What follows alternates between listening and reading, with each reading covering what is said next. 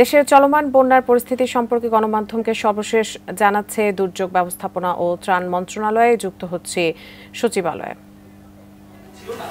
ভারতে যখন হচ্ছিল তখন তাদের যে আমাদের যে বিনিময় আছে, তথ্য বিনিময় যে বিষয়টি আছে, সেই জায়গা থেকে তারা কি যোগাযোগ করেছিল, আমাদেরকে জানিয়েছিল বা আমরা কেন প্রস্তুত ছিলাম না? এই দায়টা কার?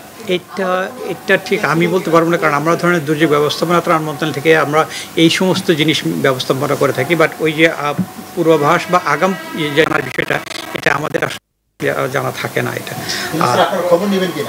আমরা আবহাওয়া অফিসে একটু আগে ঘুরে তারা বলছে যে এই মাসের শুরুতে এবং মাঝামাঝি বন্যার একটা পূর্বাভাস ছিল, সেই অনুযায়ী দুর্যোগ ব্যবস্থাপনা মন্ত্রণালয় কি আমাদের যেটা প্রস্তুতি ছিল সেটা ধরেন আমরা প্রত্যেকটা জেলাতে আমরা আপৎকালীন একটা মজুদ রেখে দিই। যেমন এই মুহূর্তে আমরা 13টা, গতকাল ছিল 13টা পর্যন্ত, রাঙামাটি এবং সুনামগঞ্জ বর্ষণের কারণে যে জলাবদ্ধতা ছিল এটা শেষ হয়ে গেছে, যেখানে আমরা বাদ দিয়েছি।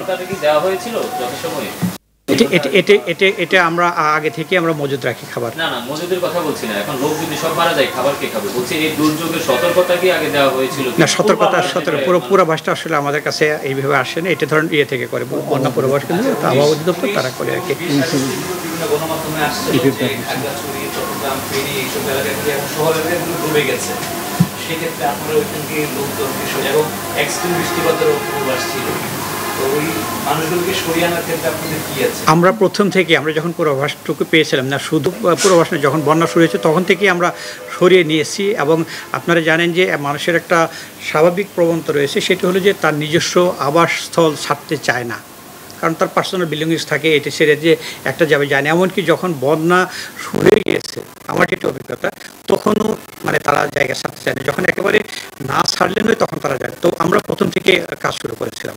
আপনি বলুন 19 তারিখ, আজকে কয় তারিখ? আজকে হলো যে 23 তারিখ। 19 তারিখের আগে থেকে বলা চলে যে আমরা মানে মোটামুটি অন গ্রাউন্ডে ছিলাম। লোকাল অ্যাডমিনিস্ট্রেশন যারা কাজ করছে তারা কি অন্যান্য দুর্যোগে যেরকম দেখা যায় লোকাল অ্যাডমিনিস্ট্রেশনের রেসপন্স যেরকম থাকে, এখন প্রেক্ষাপটটা কিছু অর্থ আলাদা, লোকাল অ্যাডমিনিস্ট্রেশনের সাপোর্ট কি আপনারা পুরোপুরি পাচ্ছেন? এটা না, অনেক জায়গায় ডিসি নেই, লোকাল অ্যাডমিনিস্ট্রেশন অনেক জমি, এটা কিন্তু আমাদের কাছে না। এখন ওই যে জেলা আমাদের এখানে যেহেতু আছে সবগুলিতে জেলা প্রশাসক রয়েছে। তৃতীয় কথা হলো যে যেখানে জেলা প্রশাসক থাকেন না, সেখানে অতিরিক্ত জেলা প্রশাসক একজন তাৎক্ষণিকভাবে দায়িত্ব নিতে হয়, মানে জেলা প্রশাসকবিহীন জেলা থাকতে পারবে না। গতকালকে আমরা জানতাম যে পরশুরাম যে জায়গাটা সারাদিন কয়েকবার চেষ্টা করেও আমার কাছে স্পিডবোট বা কেউ যেতে পারে, আপনাদের কাছে কি তথ্য আছে যে আসলে কালকে এই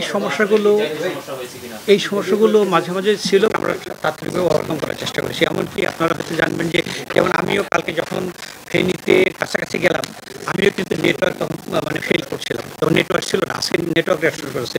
তো আমাদের যেটা কথা হচ্ছে যে আমরা সবাই উদ্ধার কাজে আছি এবং একসাথে সবাই ওখানে অনগ্রাউন্ডে আছে, এবং যার যে ধরনের লজিস্টিক্স আছে তাই নিয়ে মানুষের